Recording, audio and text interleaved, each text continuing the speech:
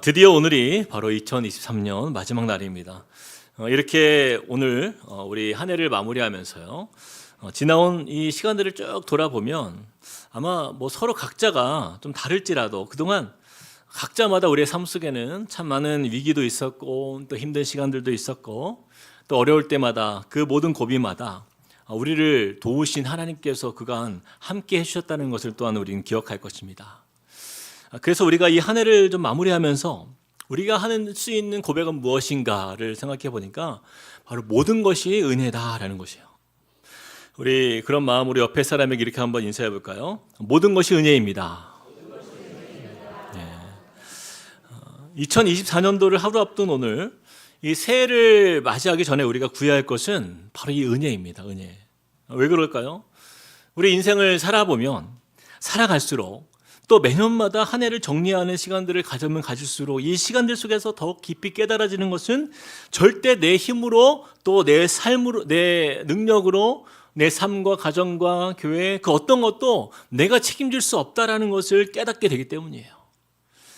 저는 작년 4월에 이제 개척하고 나서 23년 올해 1월부터 12월까지 온전히 1년을 이제 처음 이제 담임 목회를 한 거잖아요.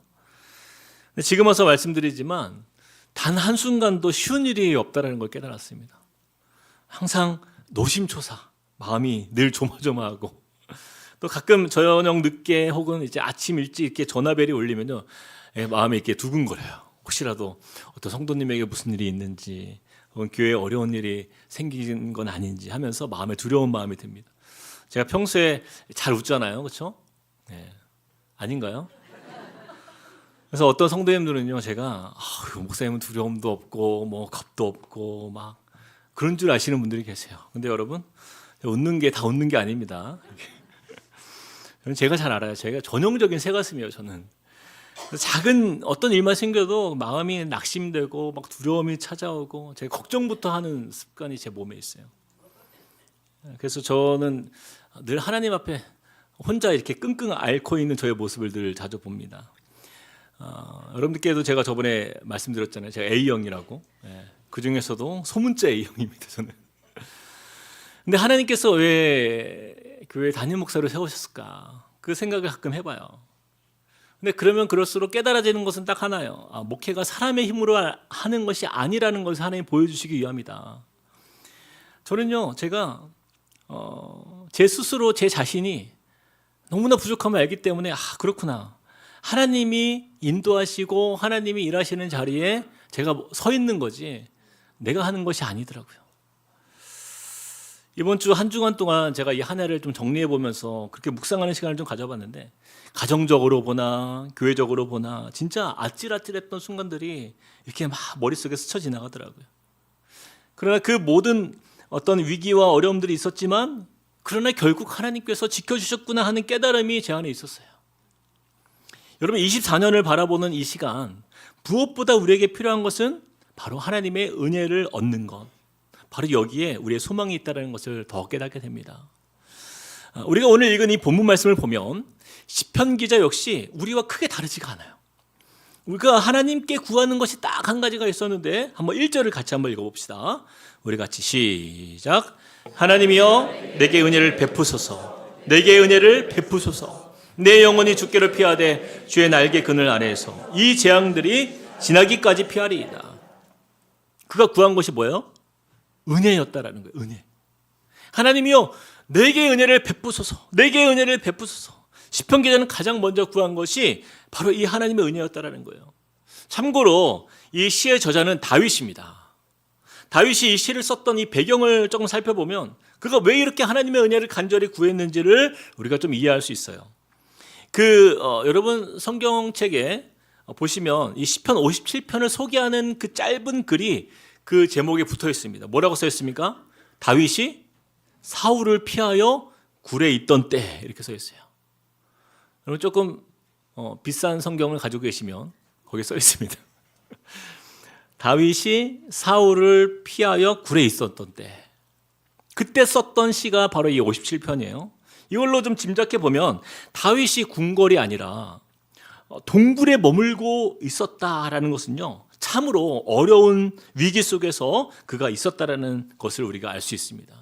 여러분, 이 다윗의 상황은 그 당시에 사울과 이 군대라는 아주 막강한 대적들에 의해서 위협을 받고 있었던 때예요. 다윗이요, 이 사울의 시기와 질투를 얼마나 많이 받았는지 모릅니다. 다윗이 블레셋 용사 골리앗을 죽이고 나서 백성들에게 막 추앙받잖아요. 용사로 막 인정받고. 사울 왕은 뭐예요? 천천히요.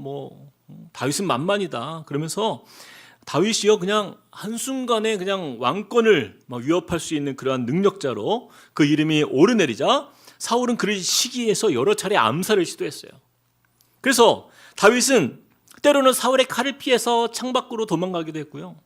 또 때로는 이스라엘의 적군이었던 블레셋, 그 가드왕 아기스에게까지 가서 사울의 그 암살을 그랬던 적도 있어요.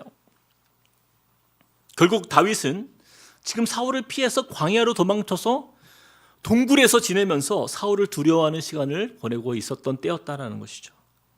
적들의 위협이 얼마나 가까이 왔고 그것이 얼마나 두려웠던지 다윗이요, 사울 군대를 이렇게 표현합니다. 우리 4절을 같이 한번 읽어볼까요? 4절 시작. 내 영혼이 사자들 가운데에서 살며 내가 불사르는 자들 중에 누웠으니 곧 사람의 아들들 중에라. 그들의 이는 창과 화살이요 그들의 혀는 날카로운 칼 같도다. 다윗은 얼마나 자신이 큰 위기에 있었는지를 이렇게 표현하고 있어요. 사자들 한가운데 있었다라는 거예요. 사자들 한가운데. 여러분, 주위에 맹수 사자들이 이렇게 같이 있는 그곳에 나 혼자 서 있으면 얼마나 무섭겠습니까? 그리고 또 어떻게 표현해요? 언제든 자신을 불사를 수 있는 자들 중에 내가 누워있다. 거기에 움츠려 있다라는 거예요. 또 사울의 군대가 얼마나 무섭게 다윗을 쫓아오는지 그들의 이는 창과 화살이요 그들의 혀는 날카로운 칼 같도다. 저는 다윗의 심정이 얼마나 힘겨운 상황인지가 상상이 되는 거예요. 동굴에 갇힌 상태에서 들키면 죽습니다.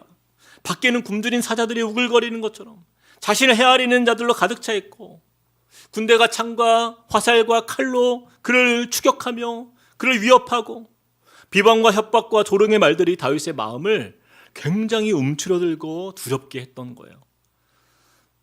마치 어둡고 그 캄캄한 동굴 안에서 아무것도 할 수 없는 그 움츠러 있는 초라한 상황 속에서 아무런 돌파구가 없는 거예요. 그저 암담한 상황 속에 있었던 다윗은요, 자신의 모습이 아마 그 동굴처럼 느껴졌을 거예요. 여러분, 동굴은 입구는 있지만 출구가 있습니까? 출구가 없는 곳이 동굴이에요. 막혀 있는 곳이죠. 그 어두운 곳에서 어디로도 나아갈 수 없는 돌파구가 없는 바로 그곳에 그의 인생이 바로 그 동굴과 같은 모습으로 그곳에 머물러 있었다라는 것입니다. 그런 그가 내린 선택이 하나가 있었어요. 바로 그것은 하나님의 은혜를 구하는 것이었습니다. 우리가 읽었던 1절 말씀을 보니까 하나님이여 내게 은혜를 베푸소서, 내게 은혜를 베푸소서 두 번이나 반복하는 거예요. 그리고 내 영혼이 주께로 피하되 어디에로요? 주의 날개 그늘 아래에 피하리이다. 그는 너무나 암담했지만 하나님을 잊지 않았어요. 그리고 그가 간절히 부르짖으면서 구한 것이 무엇입니까? 하나님 내게 은혜를 베풀어 주십시오. 바로 이 고백인 거예요. 그리고 나서 그는 내 영혼이 어디로 피한다고요? 주께 피하되 주의 날개 그늘 아래에 피하겠다라고 이렇게 고백합니다.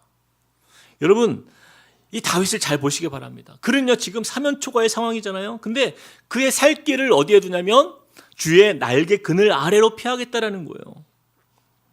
이것은요 이중적인 의미가 있습니다. 첫 번째로는 여러분, 아기새가 어떤 맹수의 위협과 공격 앞에서 가장 안전한 곳은 어디예요?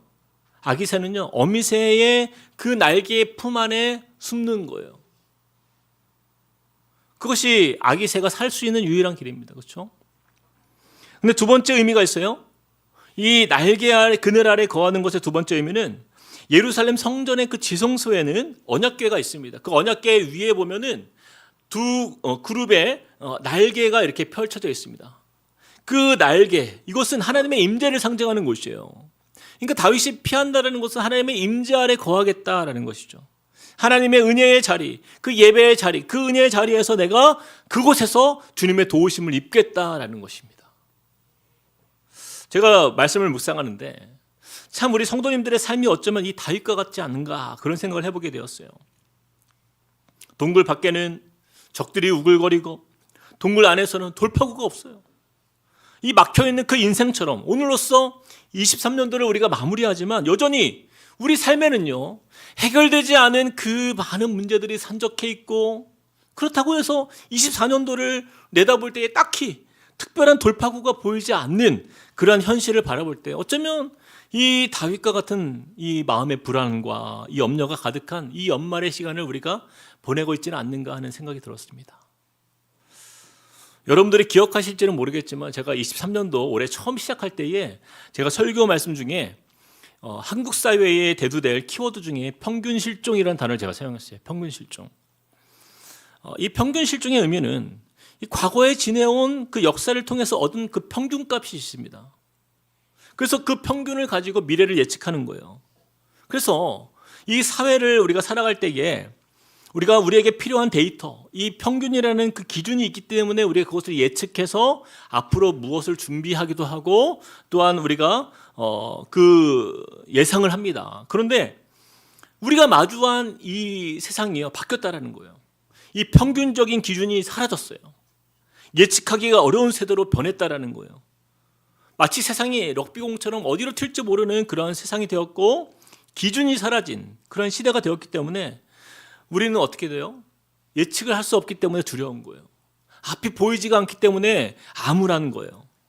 그런 세대를 우리가 맞이했다라는 것입니다. 그런데 이 23년도 올 한 해가 지나가는 이 시점에서 또 24년도를 내다보는 전문가들이 쓴 책들과 자료를 제가 이제 살펴보니까 이제는 평균 실종이라는 그 단어에서 더 업그레이드가 되었습니다. 그래서 이제 앞으로 나타나는 영향들은 뭐냐면 그 중에 하나가 중요한 키워드가 뭐냐면 육각형 인간이라는 거예요. 육각형 인간. 이 육각형 인간의 의미는요, 사람의 얼굴이 육각형이 아니라 그 육각형의 그 꼭지점마다 이 6가지가 완벽해야 된다는 거예요. 사람이. 첫 번째, 외모. 저는 벌써 탈락입니다. 그다음에 집안. 탈락이에요. 직업, 자산, 학력, 성격. 이 6가지가 완벽한 사람의 상태, 이게 육각형 인간의 이 모습인 거죠. 왜 이런 단어가 등장했는가?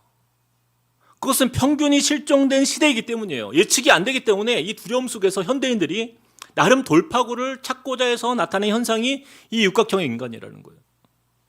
앞으로 어떻게 될지 모르니 우리가 어떻게 돼야 된다? 완벽해져야 된다는 거예요. 그래야 살아남을 수 있을 거다라는 것이죠. 내가 완벽해져야 어떤 상황이 와도 그것을 극복할 수 있고 대처할 수 있고 흔들리지 않을 수 있고 감당할 수 있다. 이것이 바로 세상적인 이론이에요. 이 육각형 인간처럼 완벽해지면 사회에서 인정받을 수 있겠지. 내가 경쟁자들을 이길 수 있겠지. 내가 살아남을 수 있겠지. 바로 이것이 미래에 대한 그 두려움으로부터 반영되어서 나타난 기형적인 사회적 현상이라는 거예요. 그런데 이제 정신의학과 전문가들은요, 바로 여기를 굉장히 우려합니다. 사람이 어떻게 모든 면에서 완벽할 수가 있어요? 이 6가지. 한번 옆 사람을 보세요. 완벽하십니까? 네, 돌아보질 못하네요. 사회적 완벽주의를 추구하면 추구할수록 우리는 어떻게 돼요? 더 절망이 오는 거예요. 그렇게 될 수 없는 나 자신을 바라보면서 더 낙심하는 세대, 더 절망하는 세대, 더 비교하는 세상, 더 빈부의 격차는 커지고 상대적 박탈감으로 내 마음이 그렇게 시험 가운데에 두려움 가운데에 그렇게 이제 낙심될 가능성이 높아질 수도 있다. 이것이 바로 이제 정신의학과 전문가들이 내다보는 모습이에요. 그런 사회가 자꾸 되다 보니까 어떤 사람들이 등장해요? 최근에 화제가 되었던 희대의 사기꾼, 전청조, 이런 사람들이 등장하는 거 아닙니까? 내가 육각형 인간이 될 능력이 없으니 육각형 인간처럼 사람들을 속이는 거예요. 집안을 속이고 자산을 속이고 또 학력도 속이고 심지어는 외모까지 속이잖아요. 그래야 사회에서 내가 대접받고 막 존중받고 내가 인정받는다라고 믿기 때문인 거죠. 이런 안타까운 일들이 우리 사회에서 계속 반복해서 나타나는 거예요. 업그레이드가 되는 거예요. 여러분, 이것은 우리 사회의 일그러진 모습을 보여주는 단면적인 모습입니다. 여러분, 우리 자신뿐 아니라 우리 가족을요, 이런 육각형 인간이라는 그 비정상적인 이 사회적 완벽주의의 목표를 두거나 그렇게 부추기는 것은요, 이거는 죄예요, 죄. 지금 우리 한국 사회를 보세요. 우리 한국 사회의 가장 큰 문제 중에 하나가 사람들의 자존감이 바닥이라는 거예요.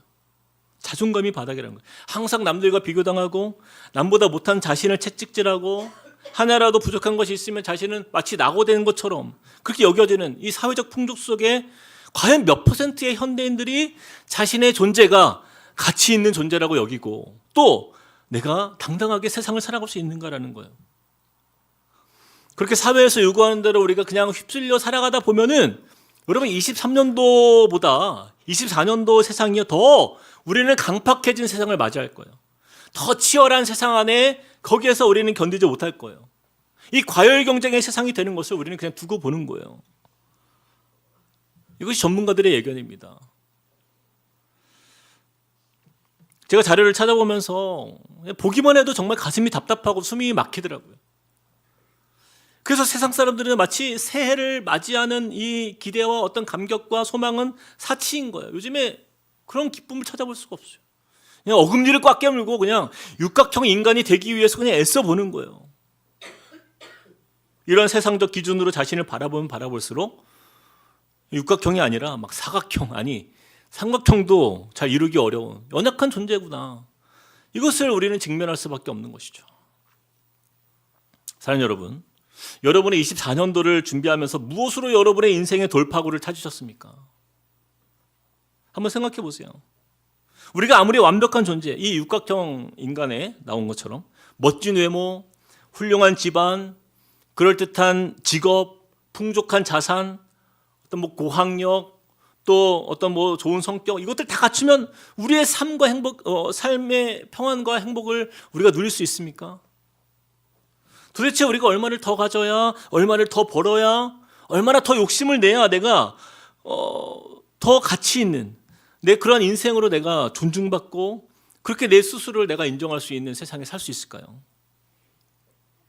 여러분, 한번 이 사회를 한번 보세요. 그렇게 애쓰고 자기 발전을 위해서 힘쓰고 노력한 결과가 뭐예요? 우리나라의 현실 한번 보세요. 20, 30대 자살률 세계 1위입니다. OECD 국가 중에서 가장 불행한 나라 1위.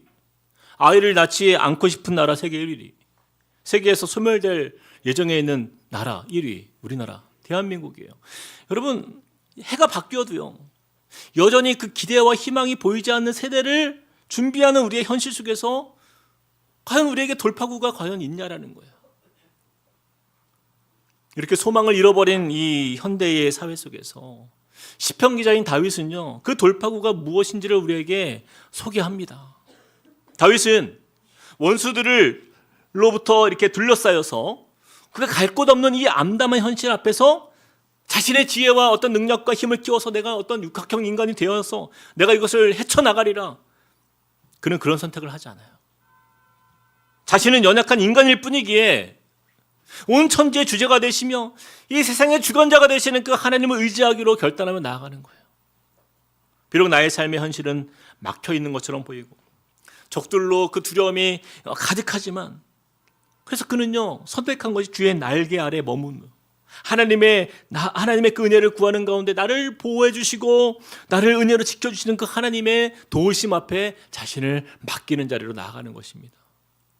사랑하는 여러분, 저는요, 믿는 우리에게 가장 확실한 소망의 은혜는요, 바로 이 보호하심의 은혜는 주의 날개의 그늘 아래 머무는 것이라고 믿습니다.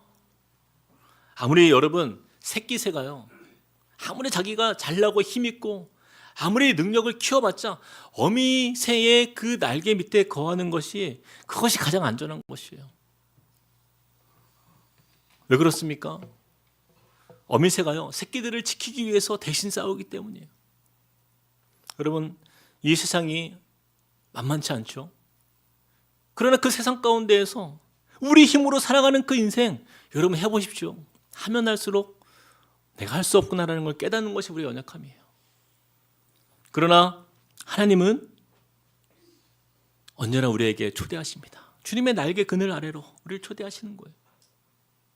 여러분, 찬송가 419장에 1절에 이렇게 고백합니다. 주 날개 및 내가 평안히 쉬네. 밤 깊고 비바람 불어쳐도 아버지께서 날 지켜주시니 거기서 평안히 쉬리로다. 한번 불러볼까요? 주 날개 및 내가 편안히 쉬네. 밤 깊고 비바람 몰아쳐도 아버지께서 날 지켜주시니 거기서 편안히 쉬리로다. 주 날개 및 평안하다. 그 사랑 끊을 자니요. 주 날개 및 내 쉬는 영혼 영원히 거기서 살리. 여러분, 하나님은요 우리에게 나의 날개 아래 들어오라 우리에게 말씀하세요. 하나님은요 주의 날개 그늘 아래 거하는 자가 얻게 되는 구원의 기쁨을 우리에게 주시겠다라고 확신을 가지고 말씀하고 계십니다. 예레미야 51장 46절 말씀에 이렇게 말씀해요. 여러분 보십시오. 너희 마음을 나약하게 말며 이 땅에서 들리는 소문으로 말미암아 두려워하지 말라. 이 땅에서 들리는 소문으로 두려워하지 말라. 여러분, 세상에 소문이 얼마나 많이 있어요. 그런데 그 소문들은 이 해에도 있겠고 또 저 해에도 있으리라. 그때는 그 땅에는 강포함이 있어 다스리는 자가 다스리는 자를 서로 치리라. 여러분, 세상에서 들리는 소문으로 말미암아 우리는 언제나 두려움을 겪습니다. 그런데 이 말씀처럼 그것들로 두려워하지 말라라는 거예요. 우리를 나약하게 만드는 세상의 소식들에 휘둘리지 말라라는 거예요. 제가 뉴스를 이렇게 봅니다. 내년에는 어떤 전망이 있는가. 그런데 경제적으로나 사회적으로나 교육기는 모든 전반에 걸쳐서 들리는 소문들이요 다 걱정을 주는 소식들이에요. 그러나 이 말씀을 우리가 보면서 깨닫는 거예요. 그러한 것들의 마음을 빼앗기지 말라 말씀하시는 거예요. 그 소문은 이 해에도 있었고 저 해에도 있다라고 말씀하시는 거예요. 중요한 것은 뭐예요? 주의 날개 아래에 거한 나의 인생이기에 우리는 두려워하지 않을 수 있다라는 거예요. 예레미야서 1장 8절 말씀 우리 같이 읽어봅시다. 시작. 너는 그들 때문에 두려워하지 말라. 내가 너와 함께하여 너를 구원하리라. 나 여호와의 말이니라. 사랑하는 여러분, 새해를 우리가 향하여서 두려워하지 마시기 바랍니다. 우리의 돌파구는요 하나님이 열어주시는 거예요. 이것을 믿는 그 믿음을 가지라 말씀하세요. 그래서 다윗은 주의 날개 그늘 아래서 나를 구원하실 그 여호와 하나님, 그 하나님이 나를 은혜 가운데에 나를 지켜주신다라는 것을 믿음의 확신을 가지고 결단하며 주 앞에 고백하는 자리로 나아가는 거예요. 그 믿음이, 그 마음이 흔들리지 않기 위해서 그가 이러한 결단을 내립니다. 스스로에게 고백하는 거예요. 우리 함께 본문 7절 8절 우리 큰 소리로 읽어봅시다. 시작. 하나님이여 내 마음이 확정되었고 내 마음이 확정되었사오니 내가 노래하고 내가 찬송하리이다. 내 영광아 깰지어다. 비파야 수금아 깰지어다. 내가 새벽을 깨우리로다. 그의 고백에 갑자기 반전이 나타났어요. 그동안 너무나 두렵고 원수 앞에서 정말 마음이 움츠러 있었던 그가요, 주의 날개 그늘 아래 피하겠다라는 고백과 함께 그 품 안에 거하는 그의 고백을 통해서 그는요 마음에 다시 한번 하나님 앞에 확정을 짓는 거예요. 이제는 내 마음을 주님께 확정하오니 내가 이제는 노래하고 주님을 찬송하리이다.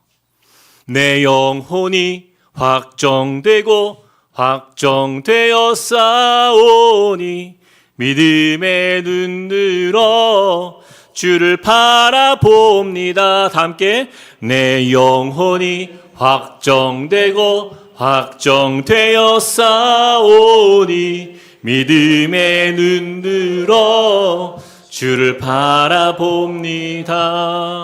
여러분, 이 찬양이 바로 이 고백에서 나오는 거예요. 다윗이 주의 날개 그늘 아래 거하는 은혜를 구하는 가운데 그 은혜가 내 삶에 함께 하심을 믿고 나아가는 가운데에서 그것이 흔들리지 않기 위해서 그는 하나님 앞에 이렇게 고백합니다. 선포하는 거예요. 내 마음이 확정되었다라는 거예요. 이제는 주의 날개 아래 거하는 은혜로 인해서 더 이상 걱정하지 않겠다라고 선포합니다. 여전히 지금 내 상황은 변한 것이 없어요. 여전히 그 화살과 칼과 창으로 가득한 군대가 내 앞에 놓여 있지만 현실은 달라지지 않았지만 다윗은 하나님의 그 크심과 위대하심을 바라보면서 나를 구원하실 그 하나님, 그 주님이 내 앞에 함께 하신다는 것, 나를 그 새끼 새처럼, 나를 품어주시는 어미 새처럼 나를 보호하시는 그 하나님이 나와 함께 하신다는 그 믿음으로 확정된 도전으로 주 앞에 서고 있는 것입니다. 그래서 그가 이렇게 두 가지 결단을 합니다. 자, 첫 번째 결단을 한번 볼까요? 첫 번째 결단 같이 한번 읽어볼까요? 시작. 찬송의 회복. 찬송의 회복이에요. 방금 읽은 이 7절과 8절 말씀에 보니까 내 마음이 확정되었습니다. 그리고 그가 고백하는 것이 무엇이냐면 8절에 내 영광아 깰지어다. 비파야 수금아 깰지어다. 내가 새벽을 깨우리로다. 몇 번을 깨웁니까? 세 번이에요. 세 번. 세 가지를 깨우고 있어요. 여러분 그 화면을 좀 보여주십시오. 다윗은 세 가지를 깨우네. 첫 번째로 무엇을 깨웁니까? 영광을 깨우고 있어요. 이 영광이라는 단어는요, NIV 성경에 보면 awake my soul 이렇게 표현하고 있어요. awake my soul. 그러니까 여기서는 영광이라는 표현이지만 또 하나는 뭐냐면 내 영혼이에요. 영혼. 내 영혼아 깰지어다. 세상과 이 세상의 두려움 속에 움츠려 있는 내 영혼이 이제는 깨어나는 거예요. 그래서 살아계신 하나님을 찬양하도록 내 영혼을 깨우는 거예요. 두 번째로는 무엇을 깨웁니까? 비파야 수금아 깰지어다. 이것은 뭐예요? 세상 속에, 세상 염려와 걱정 속에서 그동안 다윗이 하나님을 찬양할 때마다 들고 있었던 그 비파와 수금의 악기를 이제 내가 들겠다라는 거예요. 그동안 내가 놓고 있었던 이 찬양의 악기를 이제 내가 들고 하나님 찬양하겠다라는 선포입니다. 마지막으로 새벽을 깨우리로다. 여러분 그런 경험이 있을 거예요. 사람이 낙심이 되고 절망이 오면요, 아침에 오는 게 너무나 싫습니다. 두려워요. 사는 게 아니죠. 걱정과 근심이 가득한 인생에는요, 모든 것이 우울합니다. 그러나 다윗은 그 우울한 마음으로 두려움이 가득했지만 이제는 이렇게 주의 날개 아래서 회복된 그 은혜가 그의 삶의 새 아침을 두려워하는 것이 아니라 이제는 기대하는 삶으로 바꾼다라는 것입니다. 나의 영혼을 다해서 하나님을 찬양하고 나의 악기를 들어서 하나님을 찬양하고 또 새 아침을 열 때마다 기대하는 마음으로 하나님을 깨워 찬양하겠다라는 이것이 다윗의 고백인 거예요.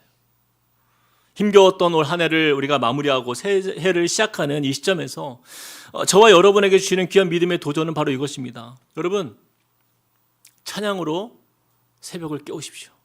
찬양으로 나의 영혼을 깨우십시오. 찬양으로 여러분 자신이 가지고 있는 그 악기를 들어서 하나님을 예배하는 자리로 나아가십시오. 그동안 내 삶 속에 내 입술에 찬양이 멈추어 버린 분들이 계시죠. 이렇게 나와서 함께 찬양할 때는 예배하고 찬양하지만 개인의 삶 속에서 찬양이 사라진 인생을 사시는 분들, 여러분 이제는요 우리가 찬송의 입술을 다시 여시기를 축복드립니다. 여러분 우리가 찬송할 때 우리의 마음을 우울하게 만드는 악한 영들이 한 길로 왔다가 7길로 떠나갈 줄로 믿습니다. 여러분 찬양은요 능력이에요. 이사야서 61장 3절 말씀 우리 같이 읽어봅시다. 시작. 무릇 시온에서 슬퍼하는 자에게 화관을 주어 그 죄를 대신하며 기쁨의 기름으로 그 슬픔을 대신하며 찬송의 옷으로 그 근심을 대신하시고 그들이 의의 나무 곧 여호와께서 심으신 그 영광을 나타낼 자라 일컬음을 받게 하려 하심이라. 여러분 이 말씀처럼 찬송하는 가운데 우리의 모든 슬픔이 변하여 찬송의 옷을 입게 하시사 하나님의 영광을 높이는 인생으로 하나님이 바꾸어 주신다라고 말씀하는 거예요. 저는 우리 함께 꿈꾸는 교회를 생각할 때마다 한 가지 참 감사한 것이 찬양의 은혜가 있다라는 거예요. 주일 예배, 수요 찬양 예배, 또 여러 집회들을 통해서 온 성도들이 함께 은혜 충만한 모습으로 하나님을 찬양하는 그 모습을 볼 때 저는 굉장히 도전이 되고 마음에 기쁨이 가득합니다. 그러나 이것이요 공적인 자리뿐만 아니라 우리 삶에 나타나야 돼요. 개인의 삶 속에서 여러분 운전하고 다닐 때 여러분 그냥 차에서 다른 거 듣지 마세요. 찬양을 틀어놓고 찬양하면서 기도하면서 가족과 함께 있을 때도 여러분 찬양을 들으시기 바랍니다. 그 가운데 하나님께서 주시는 이 은혜의 회복이 나타나는 거예요. 저는 저와 여러분들의 삶 속에서 이 찬송의 능력을 회복하는 우리 새해를 맞이하는 저와 여러분 되시길 주님의 이름으로 축복드립니다. 한번 옆에 사람에게 이렇게 한번 선포해 주십시오. 찬송은 은혜의 시작입니다. 아멘. 자, 그런가 하면 주의 날개 안에서 확정된 다윗의 두 번째 믿음의 도전이 있어요. 한 가지만 더 말씀 나누면 두 번째는 무엇입니까? 같이 읽어볼까요? 시작. 감사의 회복입니다. 첫 번째는 찬송의 회복이 나타났고 또 주의 날개 그늘 아래서 그는요 감사의 회복을 다시 그가 회복합니다. 9절 말씀에 이렇게 말씀하고 있어요. 주여 내가 만민 중에서 주께 감사하며 문 나라 중에서 주를 찬송하리이다. 다윗은요 하나님 앞에 감사를 선포합니다. 근데 여러분 잘 보세요. 다윗의 상황을 한번 보세요. 다윗이 무슨 감사할 거리가 있습니까? 아무것도 없어요. 지금 사울왕의 시기와 질투를 얻어서 도망자 신세가 되어 있잖아요. 그렇죠? 궁궐이나 뭐 집에 머무는 것도 아니고 이 광야의 어두컴컴한 동굴 속에서 이 생명을 부지하고 있는 다윗으로서는요 그냥 몸과 마음이 다 피폐해져 있는 상태입니다. 감사할 제목을 단일도 찾을 수가 없는 그런 자리에 그가 있잖아요. 그러나 다윗의 표현을 보십시오. 내가 만민 중에 주께 감사하오며. 만민 중에 감사하다라는 뜻을 보니까요 이것은요 지금 가장 큰 나라, 가장 세상에 그 많은 사람들이 있지만 그 사람들보다 내가 하나님께 더 감사하겠다라는 그 의지적 표현인 거예요. 세상의 만민들이 얼마나 다윗보다 형편이 어려운 사람이 누가 있을까요? 지금 상황에서. 다윗은 집도 없어요. 아무것도 없어요. 적들로 가득 둘러싸인 상황 속에서 그가 누구를 비교하고 있는 거예요? 세상 모든 사람들을 비교해서 하나님 내가 그 중에서 하나님께 가장 감사하겠습니다라고 선포하는 거예요. Among the nations, 이 온 민족과 세상 가운데에서 그는 하나님께 감사를 고백합니다.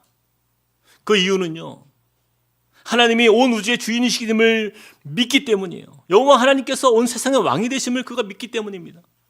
주의 날개 그늘 아래 거하는 그는 하나님이 나를 도우실 텐데 그것을 내가 믿고 나아가는 그 자리에서 나의 인생은 결코 시시한 인생으로 맞춰지지 않는다라는 것을 그는 믿고 선포하는 것이에요.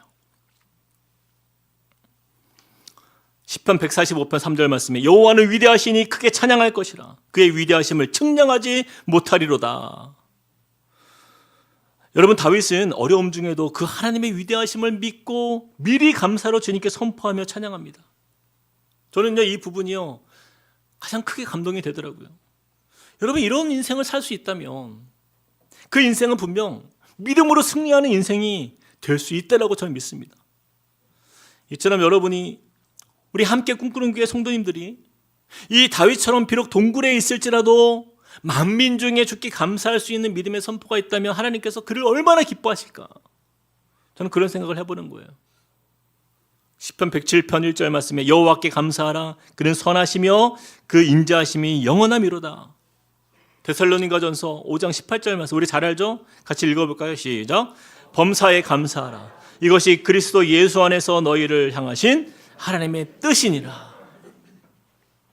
그래서 저는요 내일부터 우리 함께 꿈꾸는 교회가 우리 온 성도들이 함께 주의 날개 그늘 아래서 감사를 선포하는 교회가 되길 소망합니다. 오늘 들어오면서 받았던 그 감사 노트를 여러분 꼭 내일부터 시작하시길 바라요. 제가 이거를요 우리 중고등부, 유초등부 아이들까지 다 나눠줬어요. 그래서 여러분 집에 가시면 우리 아이들이 이걸 꺼낼 겁니다. 그래서 여러분들 꼭 함께 하시기 바랍니다. 여러분 한번 새해를요 이 감사 챌린지로 내가 도전해 보는 거예요. 지금 내 앞에 놓여 있는 상황은 감사할 것이 없어 보여요. 녹록치 않습니다. 밖에는 두려운 적들이 가득하고 안에는 막혀가지고 돌파구가 없는 그 동굴에 갇혀 있는 내 인생처럼 보이지만 그런 우리 가정처럼 보이지만 여러분 그때 이 다윗처럼 우리가 감사를 선포할 수 있는 이유는 하나님의 위대하심이 우리를 건져주시고 우리를 인도하시기 때문인 줄로 믿으시길 축복합니다. 여러분 다윗의 인생의 마무리는요 그렇게 동굴에서 끝나지가 않아요. 한 달간이에요. 여러분 한 달간 24년을 시작하는 그 시작을 우리가 이 감사 노트를 통해서 매일 5가지 감사를 적어보면서 다윗처럼 하나님의 날개 그늘 아래 우리를 지켜주시고 보호해 주실 것을 믿음으로 선포하면서 아주 작은 것에도 하나님의 은혜를 기억하고 감사의 자리로 나아갈 때에 우리 삶에 하나님이 어떻게 역사하시는지를 한번 보자고요. 내년 새해가 하나님 내가 주님께 이렇게 다윗처럼 내 상황은 너무나 비슷한 상황이 있지만 내가 감사를 적어봅니다. 그때 하나님이 우리 가정을 어떻게 구원하시는지를 한번 보자고요. 저는 그 고백 속에서 하나님이 저와 여러분의 삶 속에 놀라운 간증의 역사로 채워주실 줄 믿습니다. 오늘 말씀을 마무리하면서요, 말라기서 3장 17절 말씀을 한번 읽어봤으면 좋겠어요. 시작.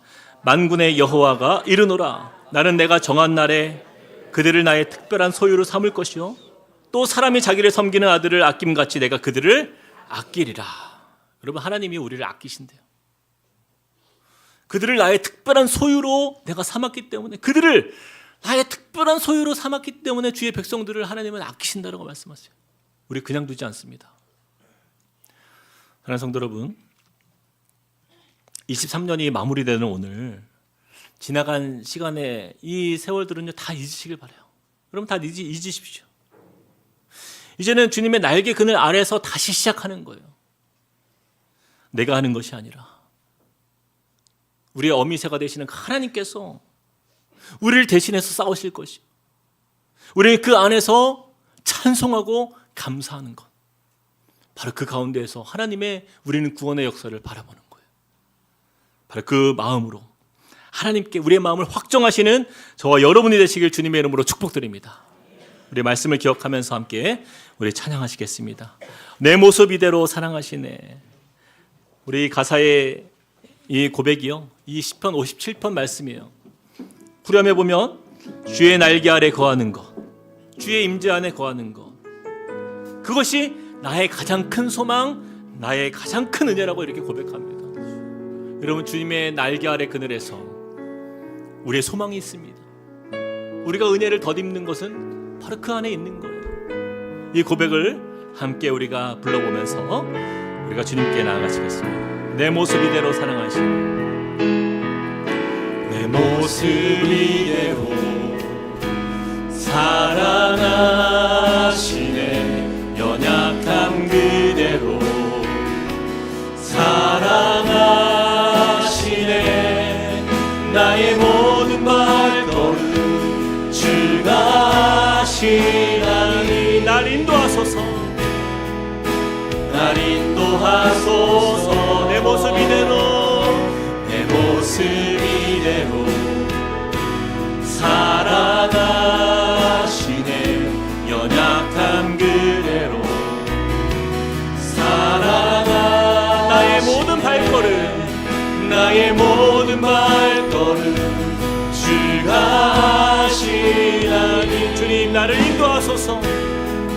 이 다윗의 고백으로 우리 함께 찬양합시다. 주의 날개 아래 거하는 것, 주의 날개 아래 거하는 것, 주의 임재 안에 거하는 것, 주의 임재 안에 거하는 것, 나의 가장 큰 소망, 나의 가장 큰 이것이 나의 가장 큰 은혜입니다.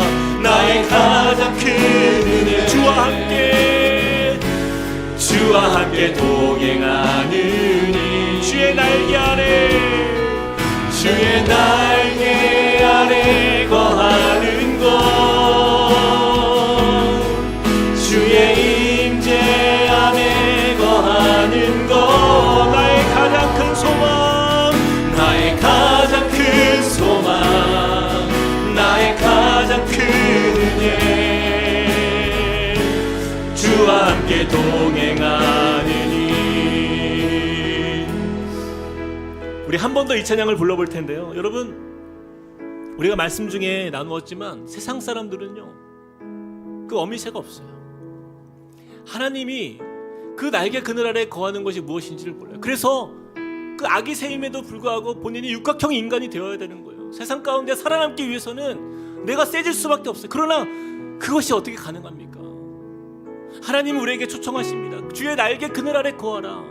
내가 너를 도우리라 말씀하십니다. 그래서 우리가 연약함이 있지만, 부족함이 있지만 우리의 모습 이대로 주님께 나아가는 거예요. 그곳에서 주님이 함께 하십니다. 우리 주님의 그 사랑을 기억하면서 한 번 더 우리 이 찬양으로 나아가십시다. 내 모습 이대로 사랑하시네.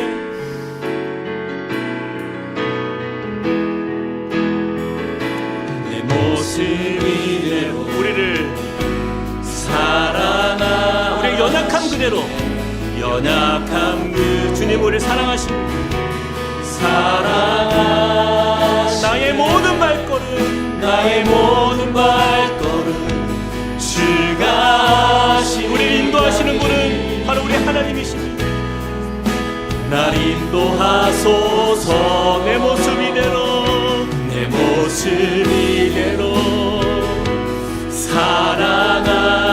사랑하시네 연약한 그대로 우리를 사랑하시는 주님 우리의 모든 발걸음을 주님이 아시고 인도하여 주시옵소서.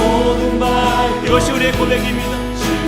주님의 은혜를 구합니다. 주님의 은혜를 사모합니다. 주님 주의 날개 아래 거하는 주의 백성으로 우리를 인도하여 주옵소서. 아멘. 주의 날개 아래 거하는 것 주의 임재 안에 거하는 것 나의 가장 큰 소망 이것이 나의 가장 큰 은혜입니다. 나의 가장 큰 은혜 주와 함께 동행하는 주의 날개 아래 거하는 것 주의 날개 아래 거하는 것 주의 임재 안에 거하는 것 나의 가장 큰 소망 나의 가장 큰 은혜 주와 함께 동행한 우리 같이 한번 이 시간에 기도하며 나아갑시다. 주님의 날개 아래 거하는 그 은혜가 내 삶의 가장 큰 소망이고 그 은혜가 나에게 주신 하나님이 주신 가장 큰 은혜입니다. 하나님 우리가 올 한 해를 주님 앞에 올려드리면서 또한 우리가 새해를 맞이하는 가운데에서 하나님 우리가 그 은혜로 살게 하여 주시옵소서. 주님의 날개 아래 거하는 믿음 주시고 내 믿음이 그 안에 확정되어서 주님과 동행하는 하나님의 힘있는 믿음의 삶이 될 수 있도록 인도해달라고 우리 같이 한번 기도하며 나가시겠습니다. 사랑과 은혜 하나님 주님을 의지합니다. 하나님 오늘 주신 말씀을 기억합니다. 하나님 우리의 연약함이 부족함이 있지만 이 세상을 살아갈 때에 우리의 힘으로 살 수가 없음을 주 앞에 인정합니다. 하나님 그 안에 아무리 우리가 행복을 찾아보려고 하고 능력을 찾아보고 하나님 소망이 없는 인생을 주 앞에 아닙니다.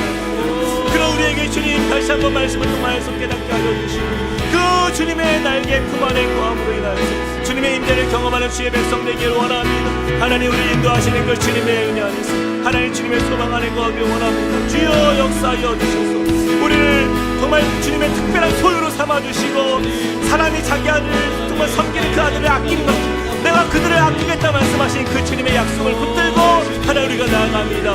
주님 우리에게 은혜를 주셔서 소망을 주셔서 하나님 그 믿음 안의 능력으로 하나님 주 앞에 설 수 있도록 주여 은혜를 풀어주시고 하나님의 날개 아래 거하는 주의 기쁨의 은혜를 하나님 우리 함께 누리며 우리의 마음의 평강을 빼앗기지 않는 믿음의 삶이 되게 하여 주시옵소서. 우리에게 믿음을 주시옵소서. 은혜를 더하여 주시옵소서. 하나님의 찬송하는 우리에게 주시옵소서. 하나님 주님의 능력을 역사하여 주시고 은혜를 더하여 주시옵소서. 그런 믿음의 삶이 될 수 있도록 주님이 함께하여 주시고 우리 가운데 일하실 주님을 믿습니다. 주여 함께하여 주시옵소서. 우리 한 번 더 이 시간에 기도할 때에 우리 두 가지 회복이 우리 안에 일어나야 됩니다. 우리가 새해를 주의 날개 아래서 확정된 다윗의 두 가지 믿음의 고백처럼 주님 내 입술에 찬송이 회복되길 원합니다. 또한 내 삶의 감사가 회복되길 원합니다. 이 두 가지가 회복된 나의 인생 그래서 하나님 2024년도 우리가 이 한 해를 기대하며 하나님 그 안에서 주님 어떻게 내 삶에 이루시는 하나님의 은혜가 있는지를 우리가 목도하는 시간 될 수 있도록 우리 찬송의 입술을 주시고 감사의 능력이 넘쳐나는 믿음의 삶이 될 수 있도록 우리 같이 한번 기도하며 주 앞에 나가시겠습니다. 사랑과 은혜 하나님 주님을 의지합니다. 하나님 오늘 주신 말씀을 우리가 기억하며 하나님 주 앞에 나가길 원합니다. 하나님 찬송은 은혜의 시작이라고 했습니다. 우리가 찬양하는 가운데에 하나님 은혜가 시작될 줄로 믿습니다. 하나님 주님과 동행하는 삶의 증거인 하나님 우리의 이 찬송하는 삶이 우리가 감사하는 고백이 우리 삶에 넘치게 하여 주시옵소서. 우리가 나아가는 모든 자리마다 하나님을 찬양하고 또 주님께 감사하는 그 입술이 하나님 또 우리의 고백들이 넘쳐나는 믿음의 삶이 되게 하여 주시옵소서. 하나님 그리하여서 하나님 이 24년도 한 해가 모두가 주 앞에 감사의 열매가 가득하고 풍성한 또 찬송의 은혜가 가득한 하나님 은혜의 삶이 될 수 있도록 주여 역사하여 주시옵소서. 하나님 모든 세상의 사람들이 그 가운데 아버지 나의 상황을 초월하여 주님께 감사하니 주님을 찬송하며 하나님 내 영혼을 깨우며 비파와 수금을 들고 하나님의 새벽을 깨우며 주님을 찬양할 수 있는 내 삶이 되도록 역사하여 주시옵소서. 하나님 그런 믿음의 도전이 우리 삶 속에 넘치게 주시옵소서. 주여 은혜를 부어주시고 이 믿음의 하나님 고백이 우리의 삶에 확정되는 시간 될 수 있도록 은혜 더하여 주시옵소서. 주님 역사하여 주시고 우리의 삶을 받아 주시옵소서. 주님 그리고 우리의 일하실 주님을 기대합니다. 함께하여 주시옵소서. 우리 다 함께 그 자리에 일어나서 찬양하시겠습니다. 모든 상황 속에서 주를 찬양할지라.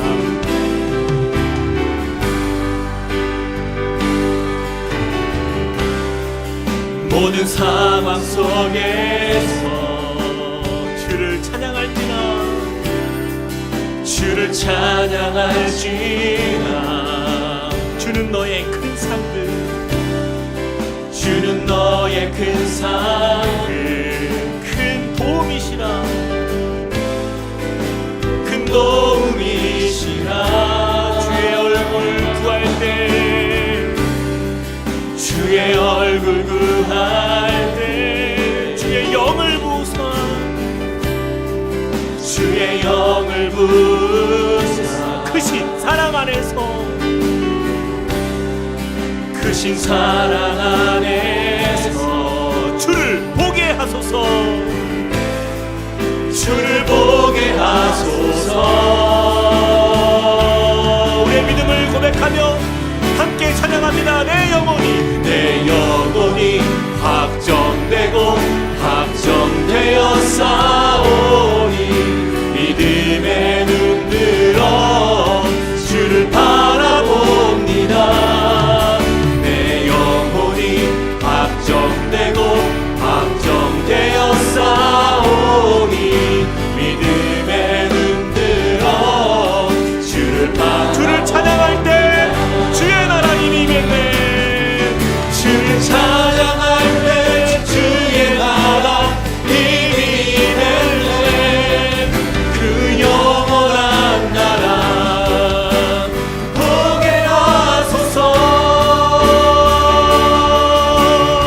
내 영혼이 확정되고, 내 영혼이 확정되고 확정되어 싸우니 믿음에 눈들어 주를 바라봅니다. 내 영혼이 확정되고 확정되어 싸우니 믿음에 눈들어 주를 바라봅니다.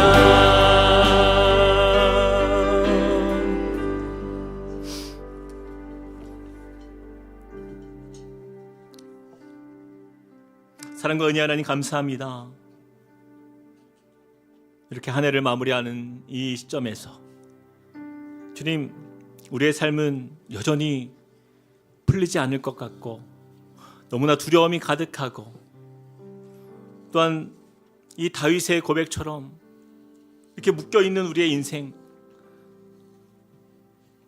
마치 내가 동굴에 갇혀있는 것처럼 돌파구가 보이지 않는 우리의 인생 속에 움츠러 있는 우리의 삶에 주님, 다윗이 만난 그 하나님, 그가 그 인생의 돌파구를 하나님께 맡기고 주님을 잊지 않고 주의 날개 그늘 아래에서 주님께 자신의 삶을 맡겼을 때에 주님, 그의 인생에 진정한 돌파구가 되어주신 하나님의 그 은혜로 말미암아 그가 그 모든 상황들을 이겨낸 것을 우리가 기억합니다.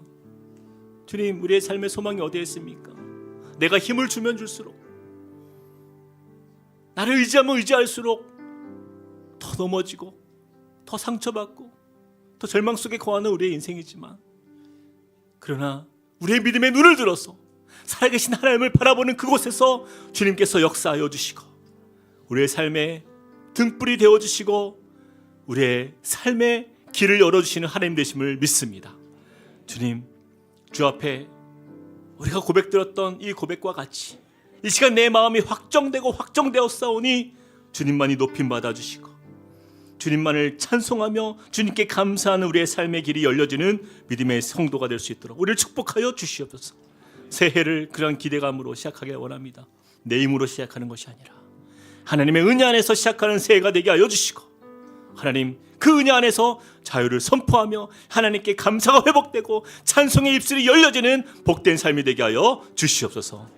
이제는 우리 주 예수 그리스도의 은혜와 하나님 아버지의 크신 사랑과 성령님의 감동 감화 교통하심이 오늘 말씀을 통하여서 주의 날개 그늘 아래서 확정된 믿음의 삶을 살기로 결단하며 나아가는 주님의 백성들 머리 위에, 그리고 그 가정과 함께 꿈꾸는 교회 위에 이제로부터 영원토록 함께 하시기를 간절히 축원하옵나이다. 아멘.